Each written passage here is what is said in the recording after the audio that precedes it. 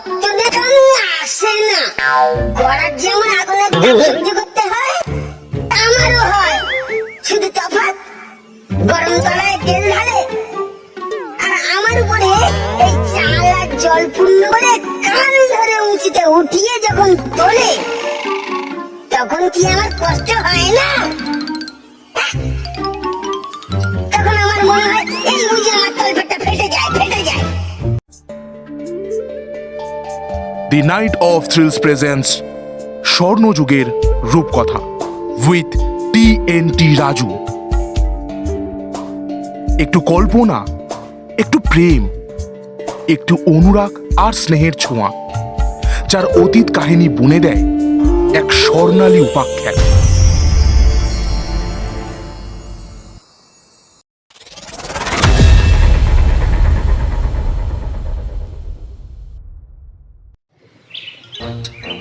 একদিন বিকেলে আমি সবেমাত্র চা খেয়ে একটু বসেছি, এমন সময় আমার এই ছোট ছোট নাতিপুতিরা এসে আমাকে বলল, দাদু, আপনি তো বহু দেশ ঘুরেছেন, বহু মানুষের সঙ্গে বাস করেছেন, এমনকি বহু কথা বা তাদের আচার অনুষ্ঠান সবই তো দেখেছেন। তা একটা হাসির গল্প বলুন না। আমাদের এই সময় স্কুল ছুটি আছে, আর এই সময়ের গল্প শুনলে কেউ আর তেড়ে আসবে না। তাই এ সময় যদি একটা গল্প শুনে আপনার সঙ্গে সময় নষ্ট করি, তাহলে আমাদেরও ভালো লাগবে, আপনারও ভালো লাগবে। হ্যাঁ, তা বল, তোরা কেমন গল্প শুনতে চাস বল তো শুনি। না, আপনার যা ভালো লাগে। ও আচ্ছা আচ্ছা, বস বস বস বস। আজ আমি তোদের একটা বর্তন কেচ্চার গল্প শোনাবো। এই কথা শুনে নাতি নাতনিরা বলে উঠল, ও দাদু, বর্তন কেচ্চা? এই বর্তন কেচ্চা মানে কি? আমি তখন বললাম, ঠিক আছে, বসো দাদু ভাই। বর্তন কেচ্চা মানে হচ্ছে এই মা রান্নাঘরে যেই সব বাসনপত্র নিয়ে ব্যবহার করেন, এই তাদেরই গল্প। হ্যাঁ, তোদের বলে রাখি, এই বর্তন কেচ্চা গল্পের মুখ্য ভূমিকায় অভিনয় করছে ভাতের হাঁড়ি, সরা, ঢাকনা, তিজেল হাঁড়ি, ছোপা হাঁড়ি, আর নায়কের ভূমিকায় আছে হাতা। হ্যাঁ, নারদকে জানিস? খুন্তি রে, খুন্তি। আর পার্শ্বনায়কে ঝাঁঝরি, আর কূট নায়কের চরিত্রে আছে এই কড়া। এছাড়াও অন্যান্য চরিত্রে এই যেমন থালা, গ্লাস, বাটি, ক্যারিবল, জগ, হ্যাঁ, আর অনেকে। একদিন এক নতুন খুন্তি বাজার থেকে এক গৃহস্থ বাড়িতে এসেই খুব বুক ফুলিয়ে আওয়াজ তুলে বলে, আমার মতো সহনশীল, দহনশীল, উপকারী অস্ত্র হিসাবে বাজার বিখ্যাত। শুধু কি তাই, আমার দ্বারা মনুষ্যজাতি রন্ধনশালায় কর্ম সম্পাদন করেন। এই ধরো না, আলু ভাজা থেকে খিচুড়ি, বেগুন ভাজা, হ্যাঁ, মাংস কষাতেও তার জুড়ি মেলা ভার।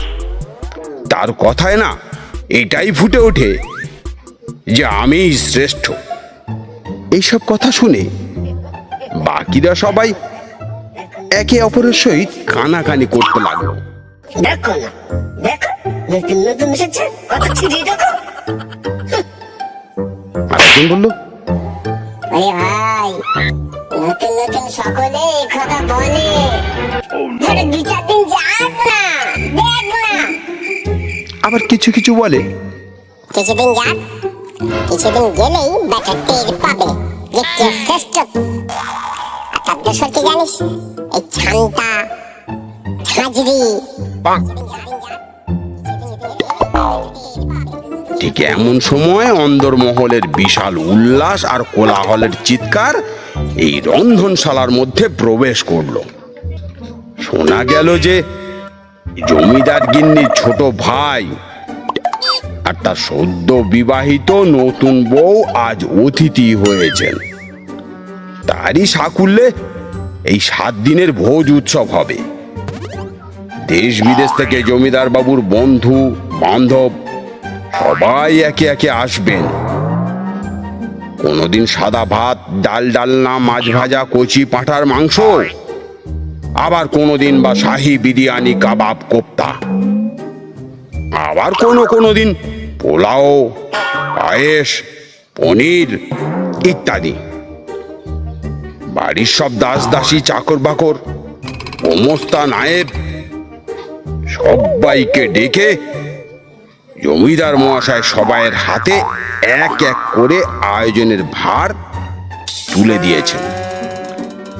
এভাবে এক প্রকার মহা আনন্দে বেশ রাতটা কাটলো।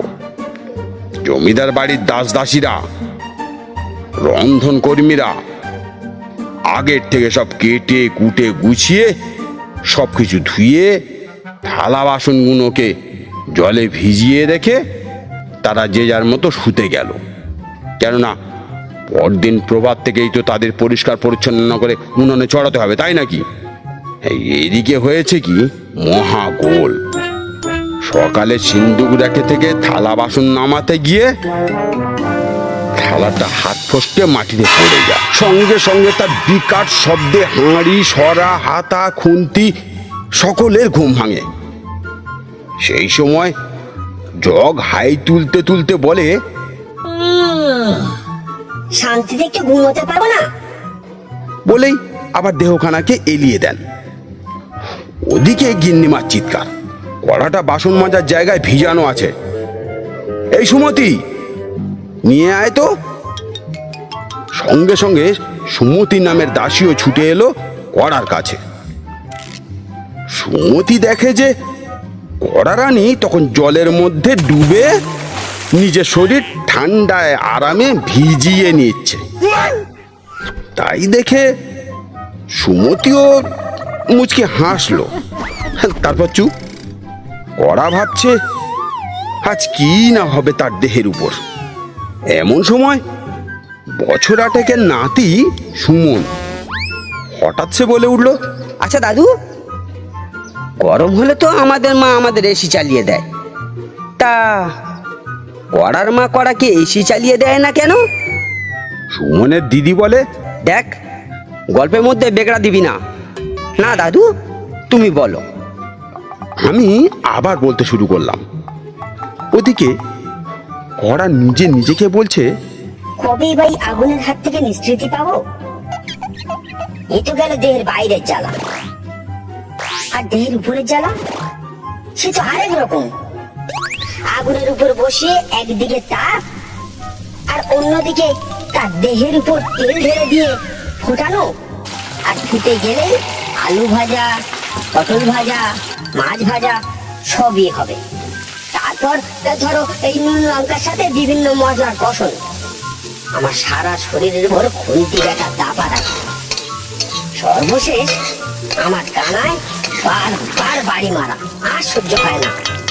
কবে যে আমার মরণ হবে? হায় ঈশ্বর, একটু শান্তি দাও।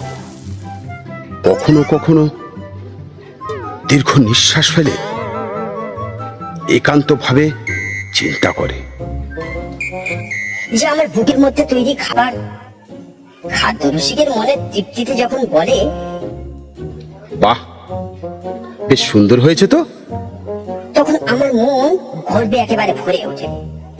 যা হোক, আমার শত দুঃখ বেদনা শোক যতই হোক, রসিকগণ তো তৃপ্তি পায়নি। একদিকে যেমন তাপের গরমে আমার শরীর কাঁপে, অন্যদিকে ফুটন্ত তেলের উপর লঙ্কার ফোড়ন, আনাজের ভার, মাংসের ভার, আর আমার শরীরের উপর কষানো সর্বশেষ বড় বড় খুঁটি ডাক পেড়ে চেঁচে বারবার আঘাত করা। আর আমারই শরীরের উপর খুঁটি বা ঝাঁঝিরের এই ডাপাডাপির জন্য ভগবান বোধহয় আমাকে তৈরি করেছেন। তাই এসব ভেবে কড়া রানী একেবারে মুষড়ে আছেন। কুন্তী তো একদিন কড়াকে বলে, তোর মতো কালো কুৎসিত বদমনা রানীর কাছে আমার আসতে ইচ্ছেই করে না। আর ওদিকে হাড়িকে দেখ, সে রীতিমতো সুন্দর। আমি তার বুকের ভিতর অত যাই না, কোনো ঝক্কিই নেই, শুধু এক দুবার ঘুরে আসলেই চলে। সেখানে আমাকে তোর মতো আসতেও হয় না।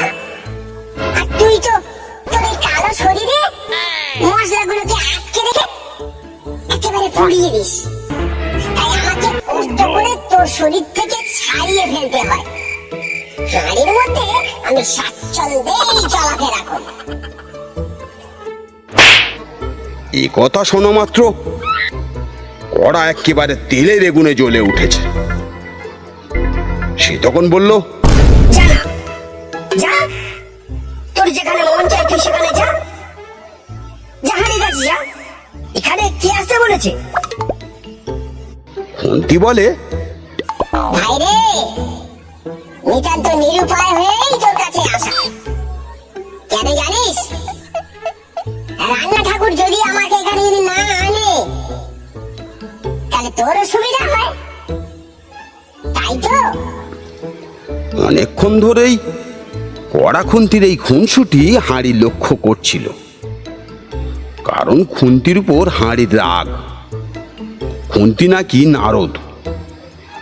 একবার হাঁড়ির কাছে গিয়ে সে কষ্টের কথা বলে যে কড়া সব মশলাগুলোকে একেবারে আঁকড়ে ধরে শোধ নিতে চায়।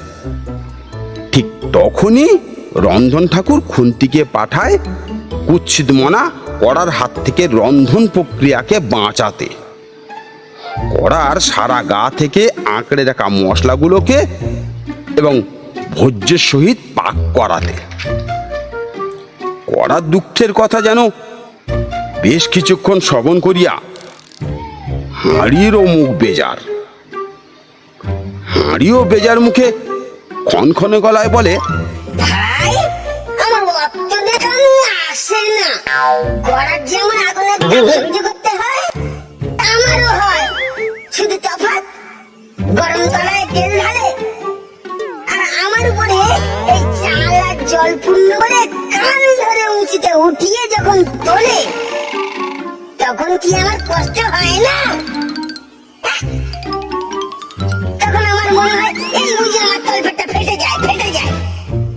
তারপর ধরো আঁচে বা উনানে বসিয়ে বেশ কিছুক্ষণ যখন তাপ দেওয়ার পর আমার পেটের মধ্যে সেই ফুটন্ত জল আর চাল যখন একে অপরের সহিত সংঘর্ষে লিপ্ত হয়, তখন যে কত লাথি খেতে হয় তারই একটা কে রাখে।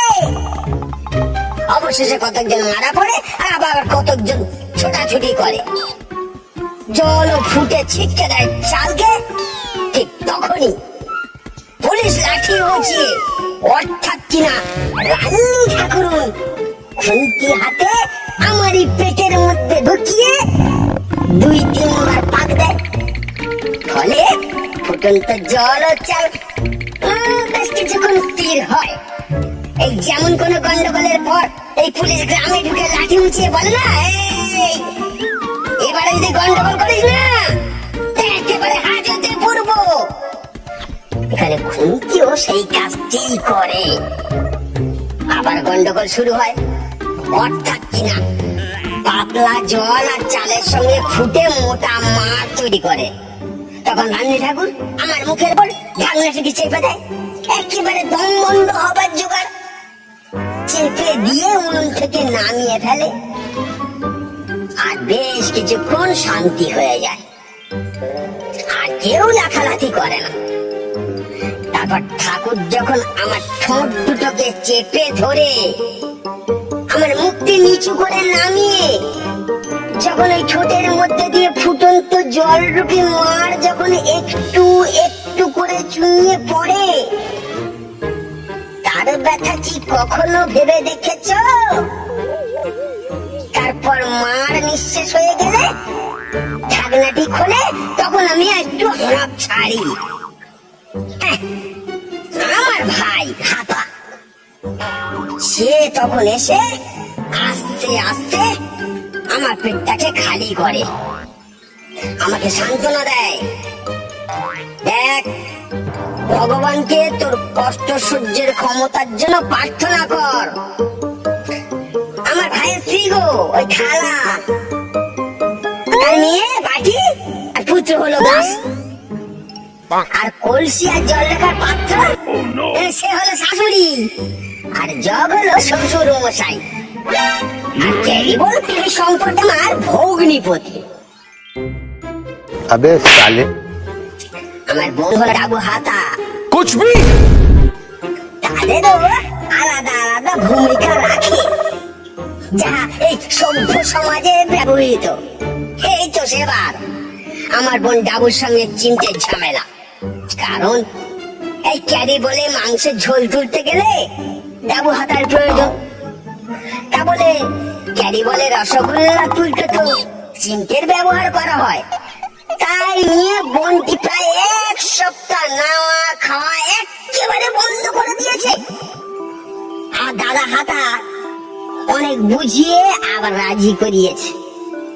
আমার বৌদি থালা, বগি কাটা নকশা করা থালা, সে যেমন সুন্দর দেখতে তেমনই সুন্দরী।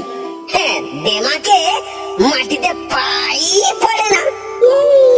প্রথমে জমিদার, তারপর জমিদারের পুত্র, এই সকলের জন্য যখন ওই থালার উপরে সুন্দরভাবে সেজে, অর্থাৎ এই ধবধবে তুলাই পাঞ্জি চালের ভাত, সুগন্ধি মেশানো, এক পাশে কানের দুলের মতো লম্বা লম্বা পটল ভাজা, আর ওই কপালে বড় সিঁদুরের টিপের মতো আলু ভাজা, তাতে যেন এই চন্দনের ছিটে একটা পোস্ত ছড়ানো, আর হাতের আঙ্গুশটা সেই আকৃতি ঢেঁড়স ভাজা, আর ছাপা শাড়ির মতো গোল গোল বেগুন ভাজা, সর্বশেষে পাতের এক ধারে সোনালী রঙের মাঝে ভাজা, সুসজ্জিত। মনে হচ্ছে যেন বৌদি আমার সোনার ছড়া গাছা পড়েছেন। হ্যাঁ, তাই তার অত দেমাক। আর কন্যা বাটিতে তাতে নানা রকম স্বাদের ব্যঞ্জন। ভোজন রসিকের উদরস্থের জন্য উপাদেয় পানীয় তো আছেই পুত্র গ্লাসের কাছে। আর শাশুড়ি হলো মটকা বা কলসি, আর শ্বশুর মশাই হলেন জগ। তাদের কাছে, হ্যাঁ, তাদের কাজের প্রশংসা গুণাতি। আর আমার শাশুড়ি ঠাকুরনের ছোট্টবেলার সাথী, রূপর চাদরের উপর সোনার জল মেশানো, ওই কি বলে, মানে ওই যে পাতা গো পাতা, ওই পান পাতার রেকাব, তোমরা যাকে ওই পানের বাটা বলো, ওর স্বামী ও ওরই মতো ওই সোনার চাদরের গুড়গুড়ি, রূপর হাতলওয়ালা বাঁট, মুখের উপর পাথরের চোখ, এই তাতে আগুন আর তামাক রাখা হয়, তাকে কলকে বলে। আর গুড়গুড়ির গায়ে লাল পদ্মরাগমণি বসানো, তাকে ঘিরে সবুজ পান্না পাথর সাঁটা, আর হাতলের ঠিক মাঝ বরাবর এই উপর থেকে নিচ পর্যন্ত ছোট্ট ছোট্ট হীরের মতো পাথর সুন্দর ভাবে গাঁথা। গুড়গুড়ির নল থেকে ইয়া লম্বা একখানা পাইপ, আর ইহার পিছনে, অর্থাৎ এই মাটি যেখানে মিশে থাকে গো, এই তার একটু উপরে হলুদ রঙের পোখরাজ পাথর বসানো। এক কথায় রেখাবার গুড়গুড়ি কেউ কাউকে ছেড়েই থাকতে পারে না। ওরা ভীষণ খুশিতেই থাকে, আর দুজন দুজনকে ছাড়া এক মুহূর্ত চলে না। আর আমার মায়ের কোল চাচা, অর্থাৎ তোমরা যাকে ছোট্ট সন্তান বলো, মানে এই সব শেষের সন্তান কচি, সে ছোট বলে তাকে তো কচি বলাই হয়। হ্যাঁ, জানো তো, তার নাম হলো ছোপাহাড়ি। ও ছোট্ট বলেই সংসার কর্মে ব্যবহারও কম হয়। এই যেমন চায়ের জন্য জল গরম, কি বাচ্চা দুধ গরম, এইসবের জন্য মাঝে মধ্যে রন্ধনশালায় ডাক পড়ে। তাছাড়া বেশিরভাগ সময় সে তো উপর হয়ে শুয়ে ঘুমায় গো, বড়ই ঘুম কাতুরে। ওর ঘুম ছাড়ানোর ব্যবস্থা মানে আমার এই গুরুজনেরা, মানে ওই শ্বশুর শাশুড়ি আর তার বন্ধু বান্ধব, ওই পানের বাটা আর গুড়গুড়ি সবাই মিলে না পাত্র খোঁজার জন্য ঘটক লাগিয়েছে। ঘটককে তো আপনারা সবাই চেনেন। হ্যাঁ, ওই রসমালাই কাটানোর ওই 5 আঙ্গুলের মতো সামান্য উঁচু উঁচু, এই ছোট্ট হাতের মতো দেখতে। আরে বাবা, ওই যে কাঠের নাগড়ি বা কারুর ভাইরা ভাই যিনি, হ্যাঁ, আমি তাকে এই প্রথম দেখলাম জানেন। সে এসেছিল এই সোনালি রঙের সরু প্রেমে, মোটা গ্লাসের চশমা পরা, হ্যাঁ, ধুতি আর ওই গায়ে ফতুয়া, হাতে একটা ছাতা আছে। হ্যাঁ, মনে পড়েছে, সেই ছাতাটা 3 ঘন্টা 3টে বড় বড় তালি মারা, আর ঘরটা সম্ভবত এই বেত কি বাঁশের হবে। হ্যাঁ, কম বেশি 330টা ছিদ্রযুক্ত, আর হাতে একটা সেকেলে পাঁজি, কারণ তিনি মনে করেন এক পাঁজিতেই 41 সন্ডে গুনে গুনে 99 ঘা মেরেছে, আর একটা হলেই পুরো সব। তাতে তিনি কোন জগতে থাকবেন, সেই জন্যই তো ওই একটা পাঁজি তিনি এ যাবৎকাল ব্যবহার করিয়া আসিতেছেন। তিনি সর্বদাই ব্যস্ত, পথে যেতে যেতে বহুবার ঠক্কর খাইয়া পড়িয়াছেন, আবার উঠিয়াছেন, আবার ঠক্কর খাইয়াছেন, আবার পড়িয়াছেন। হ্যাঁ, কারণ জানেন, কারণ তো ওই একটাই, বরের কাছে এক মন্ত্র তো কন্যের কাছে আর এক। তাই সবাই তাকে রাস্তায় দেখতে পেলেই ঢেলা ছুঁড়ে তাড়া করে। তিনিও ছুটতে গিয়ে একেবারে ধুতি খুলে লম্বা হয়ে তারই পিছনে দৌড়তে থাকে। ঠক্কর খায়, আবার পড়ে, আবার ওঠে, দৌড় শুরু করে, আবার ঠোকর খায়। লোকেরা তাকে নিয়ে তো সর্বদাই যেন খেলায় মাতেন। তিনিও আনন্দ পান তার এই কাজের জন্য। মাঝে মাঝে লোকজন বলেন, কি গো মামু, কটা হোঁচড় খেলে? সে তখন বলে, না বাবা, অত কম আমি খাইনি, তবে জানো কি, এই এই 1 কম 22টা। এই বাংলা কথায় কি হয় জানো, এই বাংলা কথায় আমি 21টা হোঁচট খেয়েছি গো।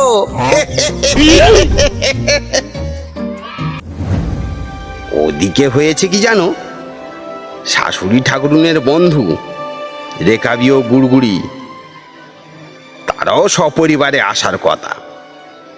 তারা এই এলো বলেই তাড়াতাড়ি ছোট কর্তা অর্থাৎ অ্যালুমিনিয়ামের ধামায় চড়ে জমিদার মশাইয়ের সানের ঘাটে অপেক্ষায় রত।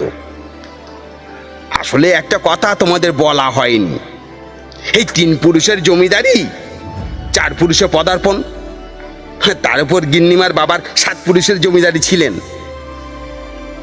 এই দেখো, তোমরা যা শুনছো কিন্তু কাউকে বলো না, জানো গিন্নিমার বাবার না পুত্র সন্তান ছিল না। এই কথায় বলে তিনি নাকি আঁটকুড়ো। সেই সন্তান না থাকার জন্য এই একমাত্র কন্যা ওয়ারিশ সূত্রে প্রাপ্ত হয়েন। হ্যাঁ, তারই একটা দিঘি এই লম্বা প্রায় 7 ক্রোশ।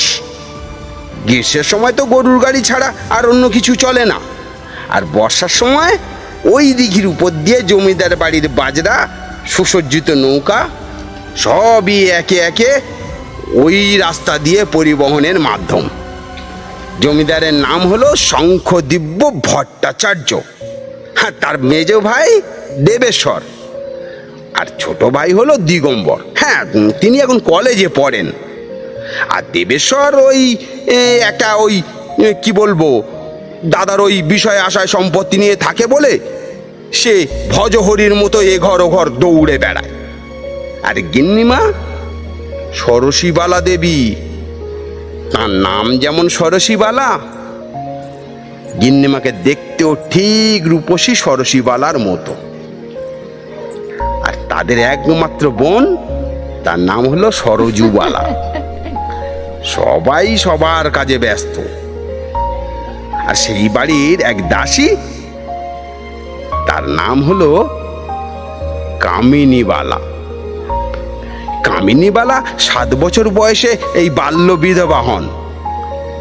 আর সেই থেকেই তো জমিদার বাবু এনাকে এনেছিলেন কাজের জন্য। বয়সেও তিনি সবার থেকে বড়, তাই কত সুখ দুঃখ হাসি কান্না বুকের মধ্যে চেপে তিনি জমিদার বাড়ির একেবারে অভিভাবক হয়ে বসে আছেন। এখন তিনি কানে শোনেন না, কিন্তু চোখের দৃষ্টি তীক্ষ্ণ। বাড়ির প্রত্যেক বিষয়ে, অর্থাৎ শিক্ষা দীক্ষা পূজা অর্চনা পুরোহিত পরিদর্শন, এক কথায় সর্বদিকে সর্ববিষয়ের মাথা। তবে তার একটা দূরদৃষ্টিও আছে। তিনি আগের থেকে অমঙ্গলের আভাস টের পান। বাড়ির কর্তা জমিদার শঙ্খদিব্যকে তিনি নিজের ভাইয়ের মতো করে আগলে রাখেন। এই কথা একমাত্র তিনি ও তাঁর ঈশ্বর স্বর্গীয় বিশ্বেশ্বর ভট্টাচার্য মানে জমিদার বাবুর পিতাই জানতেন। একবার বিশ্বেশ্বর বাবু কি একটা কাজে কাছারি থেকে বেরিয়ে এই শহরে যাবেন, এমন সময় তিনি, অর্থাৎ এই কামিনীবালা দেবী, পূজার ফুল হাতে মন্দির থেকে সবে বেরিয়ে অন্দরমহলে যাবেন। হঠাৎই জমিদার বিশ্বেশ্বর বাবুর সামনাসামনি এসে পড়ল। তিনিও হতচকিত হয়ে যান। হঠাৎ জমিদার বাবুর মুখের দিকে চোখে চোখ পড়তেই কি একটা ভাবলেন। পাশ কাটাতে গিয়েও তিনি ঠিক সেই সময় তাকে যেতে নিষেধ করলেন।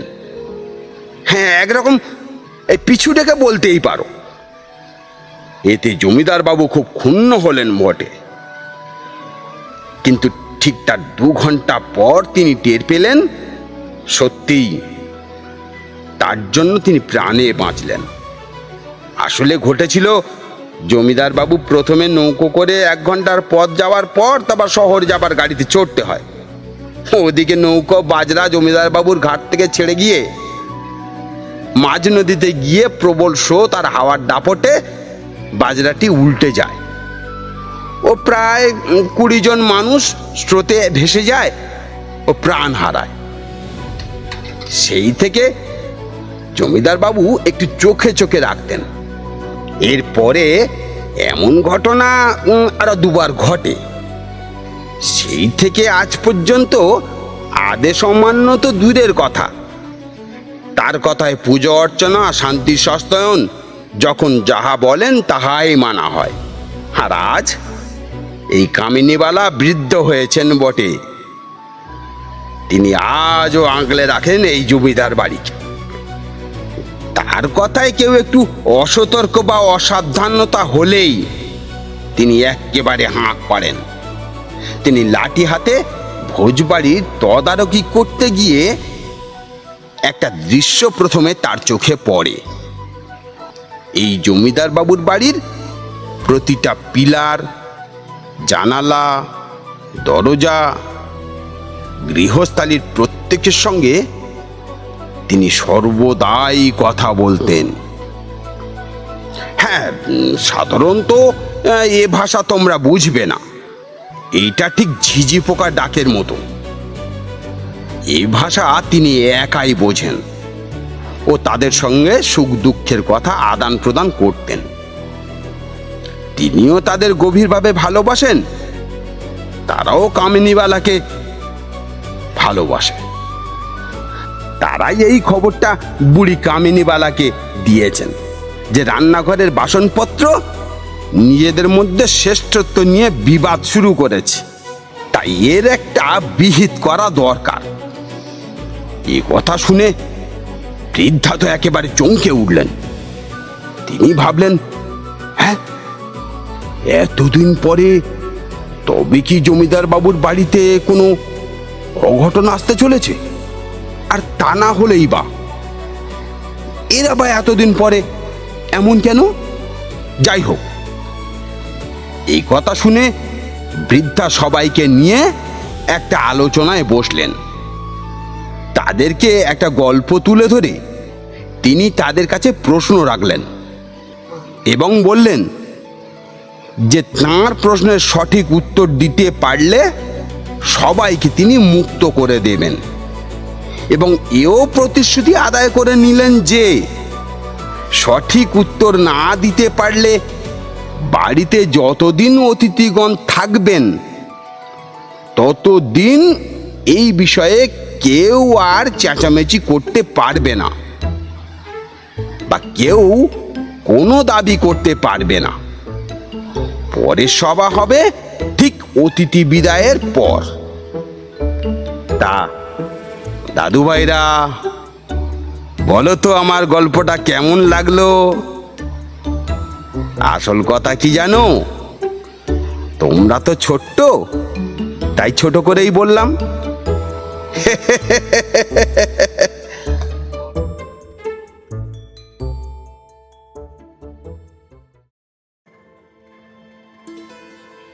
স্বর্ণযুগের রূপকথার আজকের পর্ব এখানেই সমাপ্ত। কিন্তু স্বর্ণযুগের রূপকথা শেষ হয়নি, শেষ হয় না। আমরা আবারও ফিরে আসব সামনের সপ্তাহে শুক্রবার ঠিক রাত 8টায়। আর আপনারা নিজে তো শুনছেনই, সঙ্গে আপনার পরিচিতদেরও জানান স্বর্ণযুগের রূপকথা, আপনার বেড টাইম রিল্যাক্সেশন।